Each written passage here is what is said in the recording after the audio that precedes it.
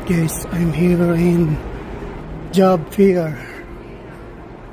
Punta tayo dito, baka sakali. Look at this, a lot of people.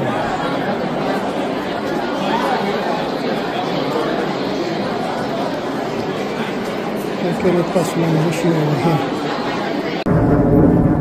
Alright guys, dito na ako sa sasakyan ko. Ano na lang ako, magpa-car wash na lang ako. 2 minutes sa kanila. Hello. Good. I don't have money. Only 10? Yeah. Yeah. Thank you.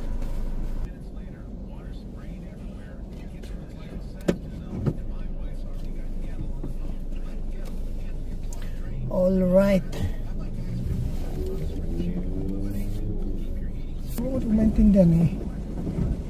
Na isang araw may inaplayan akong hotel, Casino Hotel. Sabi